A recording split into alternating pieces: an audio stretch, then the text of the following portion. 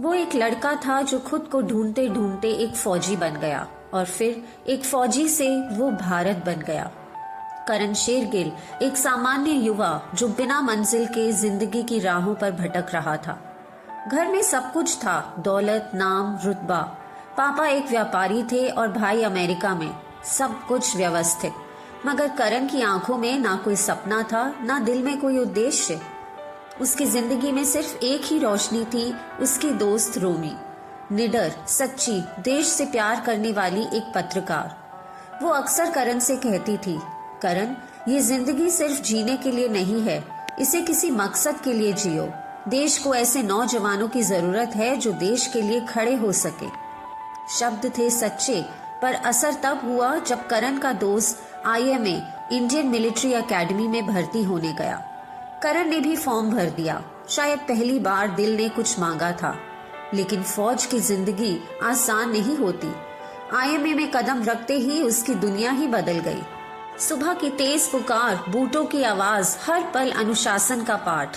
करण हार गया था और एक रात चुपचाप दीवार फांदकर वापस घर लौट आया। माँ बाप ने देखा और देखा वो खालीपन जो किसी सपने के टूटने पर आता है। रोमी ने भी अब हाथ छोड़ दिया। जिसे खुद से प्यार नहीं, वो देश से क्या करेगा। बस यही पल था जब करण शेरगिल की असली कहानी शुरू हुई। वो लौटा, IMA में कड़ी सजा काटी, दर्द सहा और बना लेफ्टिनेंट करण शेरगिल, भारतीय सेना का एक वीर सिपाही। अब वो करण पहले जैसा नहीं था। अब उसकी रगों में सिर्फ खून नहीं, भारत की मिट्टी बहती थी। करण की पहली पोस्टिंग हुई कारगिल सेक्टर में, 3rd बटालियन पंजाब रेजिमेंट में। दुश्मन सीमा पार से गोलीबारी कर रहा था, जवान शहीद हो रहे थे और देश को चाहिए था रणभूमि के सच्चे शेर। इसी बीच करण छुट्टी पर घर आया।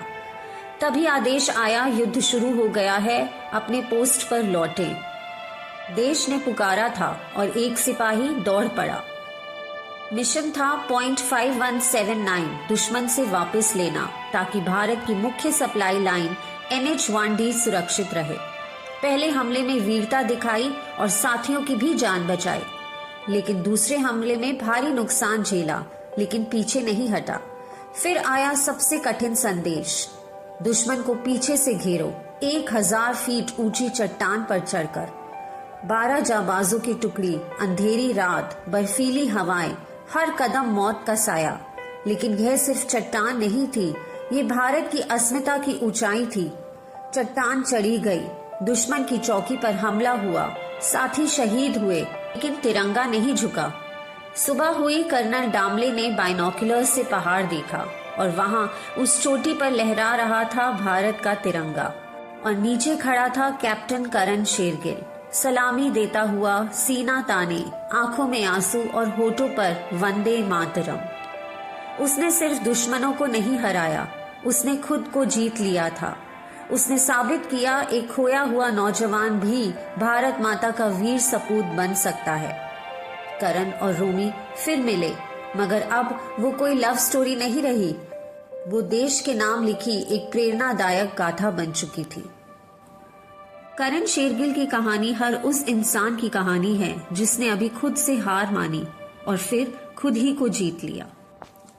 आपको करण द्वारा प्राप्त किए लक्ष्य की कहानी कैसी लगी, नीचे कमेंट्स में जरूर बताइएगा। चैनल को लाइक, शेयर और सब्सक्राइब जरूर कीजिएगा। धन्यवाद।